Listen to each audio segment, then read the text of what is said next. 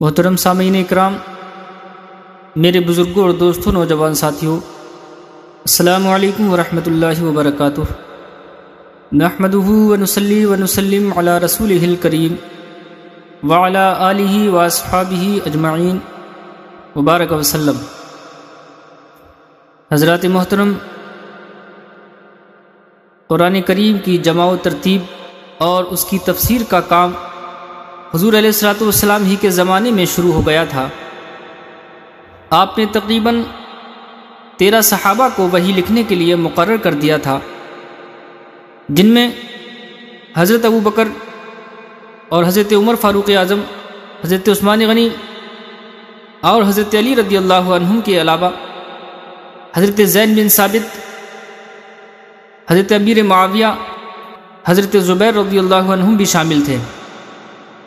اور حضور علیہ الصلوۃ والسلام کا طریقہ مبارکہ یہ تھا کہ جب وحی نازل ہوتی تو آپ ان صحابہ کو حکم فرماتے کہ اس آیت کو فلاں صورت میں فلاں آیت کے بعد لکھو۔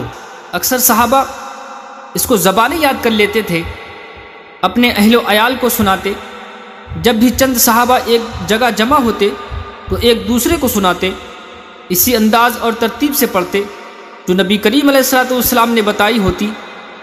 یہ قرآنی آیات اونٹ کی ہڈیوں پر، کھجور کے پتوں پر لکھی جاتی تھیں اور مختلف لوگوں کے پاس محفوظ رہتی تھیں، لیکن ترتیب کا دار و مدار حفاظ پر تھا، اور حفاظ اس قدر کثرت سے تھے کہ ترتیب میں کسی قسم کی غلطی کا تصور بھی نہیں کیا جا سکتا تھا۔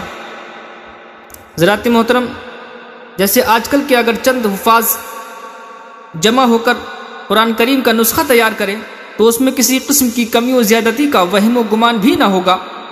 وحی نازل ہونے کے بعد نبی کریم علیہ الصلوۃ والسلام اس کا مطلب و مفہوم بھی بیان فرما دیتے تھے۔ مثلا جب نماز کا حکم آیا تو طریقہ نماز اللہ کے رسول صلی اللہ علیہ وسلم نے بیان کر دیا۔ جب وضو کا حکم آیا تو طریقہ وضو حضور علیہ الصلوۃ والسلام نے سکھایا۔ جب تیمم کی اجازت ملی تو طریقہ تیمم آپ نے سکھایا۔ غرض یہ کہ پورے قرآن کریم کی تفسیر اور اس کی وضاحت خود نبی کریم علیہ الصلوۃ والسلام کرتے تھے۔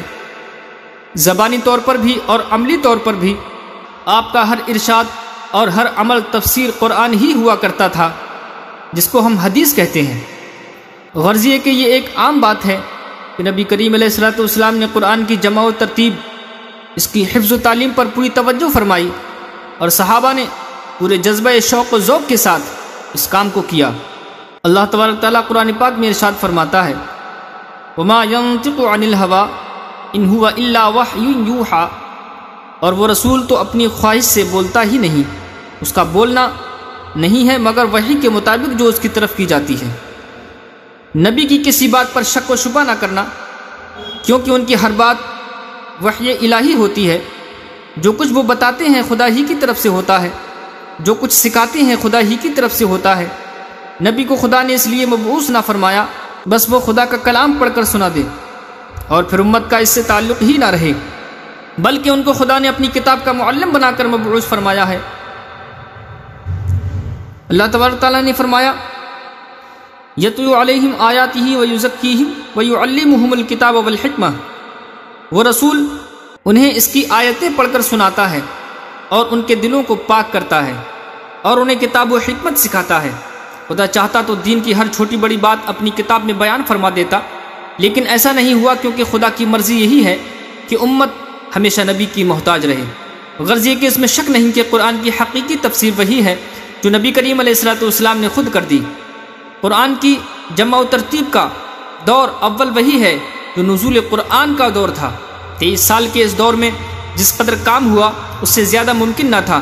بقیہ کام کی تکمیل ان حضرات نے کی جن کے طریقوں کو اپنانے کا حکم خود صاحب قرآن صلی اللہ علیہ وسلم نے دیا، کیونکہ ان کا طریقہ آپ کے طریقے سے علیحدہ یا مختلف ہو ہی نہ سکتا تھا۔ اسی لیے حضور نے فرمایا، تم پر لازم ہے کہ میری اور میرے خلفاء کی سنت پر عمل کرو۔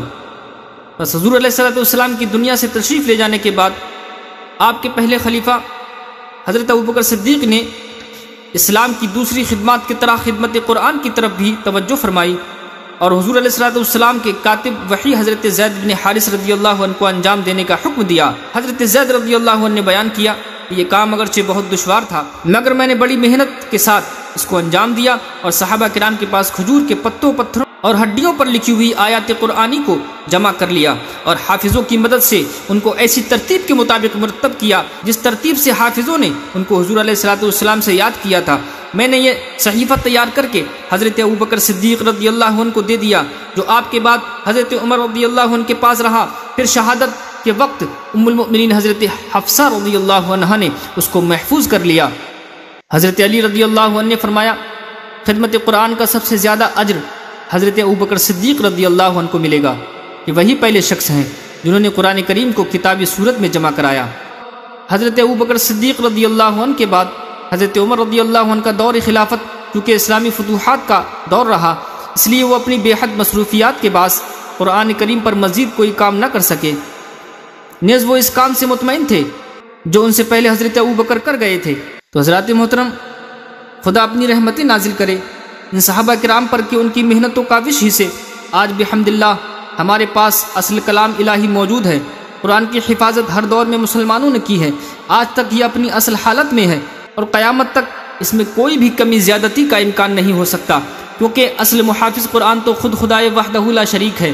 اللہ تبارک تعالیٰ نے فرمایا انا نحن نزلنا الذکر وانا له لحافظون، بے شک اس قرآن کو ہم ہی نے اتارا ہے اور یقیناً ہم ہی اس کے محافظ ہیں۔